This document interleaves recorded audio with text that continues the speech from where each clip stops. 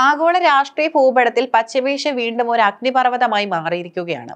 ഇറാനും ഇസ്രയേലും തമ്മിലുള്ള നേരിട്ടുള്ള സൈനിക ഏറ്റുമുട്ടലുകൾ കേവലം രണ്ട് രാജ്യങ്ങൾ തമ്മിലുള്ള യുദ്ധം എന്നതിലുപരി ആഗോള സാമ്പത്തിക വ്യവസ്ഥയെ, പ്രത്യേകിച്ച് ഊർജ്ജ വിപണിയെ തകിടം മറിക്കുന്ന തലത്തിലേക്ക് വളർന്നിരിക്കുന്നു. ലോകത്തിന്റെ എണ്ണക്കലവറ എന്നറിയപ്പെടുന്ന ഈ മേഖലയിലെ അസ്ഥിരത ഇന്ത്യയെ പോലെ ഇന്ധന ഇറക്കുമതിയെ ആശ്രയിച്ചു കഴിയുന്ന രാജ്യങ്ങൾക്ക് വലിയ വെല്ലുവിളിയാണ് ഉയർത്തുന്നത്. എന്നാൽ ഈ പ്രതിസന്ധി ഘട്ടത്തിൽ ഇന്ത്യക്ക് ആശ്വാസമായി റഷ്യയുടെ സഹായ വാഗ്ദാനവും ആഭ്യന്തരമായി ഇന്ത്യക്ക് ഒരുക്കിയിട്ടുള്ള സുരക്ഷാ ക്രമീകരണങ്ങളും ആത്മവിശ്വാസം പകരുന്നു. ഇറാൻ ഇസ്രയേൽ സംഘർഷം മുമ്പെങ്ങുമില്ലാത്ത വിധം രൂക്ഷമായതോടെ ലോകം ഭീതിയോടെയാണ് ഓരോ നീക്കങ്ങളെയും നോക്കിക്കാണുന്നത്. വ്യോമാക്രമണങ്ങളും സൈനിക നീക്കങ്ങളും ശക്തമായതോടെ ക്രൂഡ് ഓയിൽ വിതരണ ശൃംഖലയിൽ വലിയ വിള്ളലുകൾ വീണിരിക്കുന്നു. പശ്ചിമേഷ്യയിൽ നിന്നുള്ള എണ്ണ വിതരണം തടസ്സപ്പെടുമെന്ന ആശങ്കയിൽ ആഗോള വിപണിയിൽ ബാരലിന് വില കുതിച്ചുയരുകയാണ്. ഇന്ത്യയുടെ ആകെ എണ്ണ ഇറക്കുമതിയുടെ 60% ഈ മേഖലയിൽ നിന്നായതിനാൽ ഇവിടുത്തെ ഓരോ ചലനവും ഇന്ത്യയുടെ സാമ്പത്തിക സ്ഥിരതയെ നേരിട്ട് ബാധിക്കും. ഇന്ത്യയെ സംബന്ധിച്ചിടത്തോളം ഏറ്റവും വലിയ ആശങ്ക ലോകത്തെ ഏറ്റവും തന്ത്രപ്രധാനമായ കപ്പൽ പാതകളിൽ ഒന്നായ ഹോർമുസ് കടലിടുക്കിനെ കുറിച്ചാണ്. ഇന്ത്യയിലേക്കുള്ള അസംസ്കൃത എണ്ണയുടെയും LPG വിഹിതത്തിന്റെയും പകുതിയോളം കടന്നു പോകുന്നത് ഈ ഇടുങ്ങിയ പാതയിലൂടെയാണ്. യുദ്ധം മുറുകിയതോടെ ഈ മേഖലയിലുടനീളം ചരക്ക് നീക്കം അപകടത്തിലായിരിക്കുകയാണ്. കപ്പലുകൾക്ക് നേരെയുള്ള ആക്രമണ സാധ്യത കണക്കിലെടുത്ത് അന്താരാഷ്ട്ര ഇൻഷുറൻസ് കമ്പനികൾ ഈ പാതയിലൂടെ സഞ്ചരിക്കുന്ന ടാങ്കറുകൾക്കുള്ള ഇൻഷുറൻസ് പരിരക്ഷ പിൻവലിക്കുകയോ പ്രീമിയം കുത്തനെ വർദ്ധിപ്പിക്കുകയോ ചെയ്തിട്ടുണ്ട്.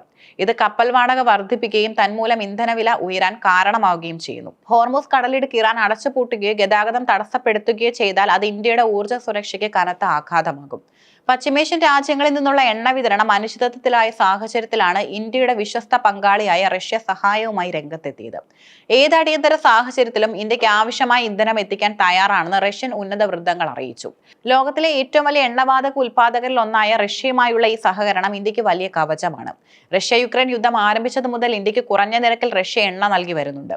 നിലവിലെ സാഹചര്യത്തിൽ ഗൾഫ് മേഖലയിൽ നിന്നുള്ള ഇറക്കുമതി കുറയുകയാണെങ്കിൽ ആ കുറവ് നികത്താൻ റഷ്യയിൽ നിന്നുള്ള വിതരണം വർദ്ധിപ്പിക്കാൻ ഇന്ത്യക്ക് സാധിക്കും. റഷ്യൻ എണ്ണയുടെ ലഭ്യത ആഭ്യന്തര വിപണിയിൽ ഇന്ധനവില നിയന്ത്രിച്ചു നിർത്താൻ സർക്കാരിനെ സഹായിക്കും. ആഗോള പ്രതിസന്ധികൾ മുൻകൂട്ടി കണ്ടുകൊണ്ട് ഇന്ത്യ വിപുലമായ സുരക്ഷാ ക്രമീകരണങ്ങൾ ഒരുക്കിയിട്ടുമുണ്ട്. ഏത് അടിയന്തര സാഹചര്യവും നേരിടാൻ രാജ്യം സജ്ജമാണെന്ന് കേന്ദ്ര സർക്കാർ വ്യക്തമാക്കി. ഇതിന്റെ പ്രധാന ഘടകങ്ങൾ നിരവധിയാണ്. പെട്രോൾ, ഡീസൽ എന്നിവയുടെ ആഭ്യന്തര ആവശ്യം ഏകദേശം 6 മുതൽ 8 ആഴ്ച വരെ തടസ്സമില്ലാതെ നിറവേറ്റാൻ ആവശ്യമായ അസംസ്കൃത എണ്ണയുടെ ശേഖരം ഇന്ത്യയുടെ പക്കലുണ്ട്. വിശാഖപട്ടണം, മംഗലാപുരം, പാതൂർ എന്നിവിടങ്ങളിലെ ഭൂഗർഭ ശേഖരണ ശാലകളിലായി ദശലക്ഷക്കണക്കിന് ടൺ എണ്ണയാണ് സംഭരിച്ചിരിക്കുന്നത്. സ്ട്രാറ്റജിക് റിസർവിന് പുറമെ രാജ്യത്തെ വിവിധ ഓയിൽ റിഫൈനറികളിലും വിതരണ കമ്പനികളുടെ പക്കലും നിശ്ചിത ദിവസത്തേക്കുള്ള സ്റ്റോക്ക് നിലവിലുണ്ട്.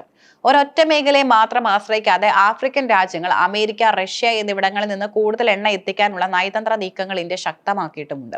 ഇന്ധനവിലയിൽ ഉണ്ടാകുന്ന നേരിയ വർധനവ് പോലും ഇന്ത്യയുടെ പണപ്പെരുപ്പത്തെ ബാധിക്കും. ഗതാഗത ചെലവ് കൂടുന്നത് നിത്യോപയോഗ സാധനങ്ങളുടെ വിലക്കയറ്റത്തിനും കാരണമാകും. രൂപയുടെ മൂല്യത്തകർച്ചയും ഇതിന് വഴിവെച്ചേക്കാം.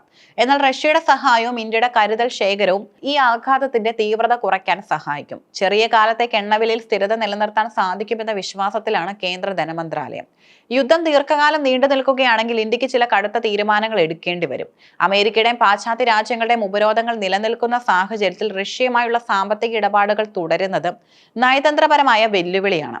എന്നാൽ രാജ്യത്തിന്റെ ഊർജ്ജ സുരക്ഷയ്ക്ക് മുൻഗണന നൽകിക്കൊണ്ട് സ്വന്തം താല്പര്യങ്ങൾ സംരക്ഷിക്കാനാണ് ഇന്ത്യ ശ്രമിക്കുന്നത്. ഇറാനുമായും ഇസ്രയേലുമായും ഇന്ത്യക്ക് നല്ല ബന്ധമാണ് ഉള്ളതെന്ന് ചർച്ചകളിലൂടെ പ്രശ്നപരിഹാരത്തിന് ശ്രമിക്കാനുള്ള പശ്ചാത്തലം ഒരുക്കുന്നു. നിലവിൽ ഈ പ്രതിസന്ധി ഇന്ത്യ വീണ്ടും ഒരു കാര്യം ഓർമ്മിപ്പിക്കുന്നുണ്ട്: ഇന്ധന കാര്യത്തിൽ സ്വയം പര്യാപ്തത കൈവരിക്കുക എന്നത് അത്യന്താപേക്ഷിതമാണ്. ഇതിന്റെ ഭാഗമായി പുനരുപയോഗ ഊർജ്ജ സ്രോതസ്സുകളായ സോളാർ, വിൻഡ് പവർ എന്നിവയിലേക്ക് രാജ്യം വേഗത്തിൽ മാറേണ്ടതുണ്ട്. ഇലക്ട്രിക് വാഹനങ്ങളുടെ വ്യാപനം ഇന്ധന ഇറക്കുമതി കുറയ്ക്കാൻ സഹായിക്കും. ഗ്രീൻ ഹൈഡ്രജൻ പോലുള്ള ന്യൂനത ഇന്ധന പദ്ധതികൾക്ക് കൂടുതൽ പ്രാധാന്യം നൽകണം. പശ്ചിമേഷ്യൻ യുദ്ധം ലോകത്തിന് മുന്നിൽ ഒരു ചോദ്യചിഹ്നമായി നിൽക്കുമ്പോൾ ഇന്ത്യ തന്റെ സുരക്ഷാ മുൻകരുതലുകളിലൂടെയും കരുത്തുറ്റ വിദേശ നയത്തിലൂടെയും ആത്മവിശ്വാസത്തോടെയാണ് മുന്നോട്ട് പോകുന്നത്. റഷ്യയുടെ സഹായ വാഗ്ദാനം ഇന്ത്യയുടെ ഊർജ്ജ പ്രതിസന്ധിക്കുള്ള താൽക്കാലിക പരിഹാരമാണെങ്കിൽ, ആഭ്യന്തരമായി നാം കെട്ടിപ്പടുത്തിട്ടുള്ള കരുതൽ ശേഖരം നമ്മുടെ ആത്മവിശ്വാസത്തിന്റെ അടിത്തറയാണ്. യുദ്ധം എത്രത്തോളം നീണ്ടു നിൽക്കും എന്നതിനെ ആശ്രയിച്ചിരിക്കും വരും ദിവസങ്ങളിലെ സാമ്പത്തിക ചലനങ്ങൾ. എന്നിരുന്നാലും ഒരു വിതരണ സ്തംഭനം ഉണ്ടായാൽ അതിനെ അതിജീവിക്കാനുള്ള എല്ലാ കരുത്തും ഇന്ത്യ ഇന്ന് നേടിയിട്ടുണ്ട്.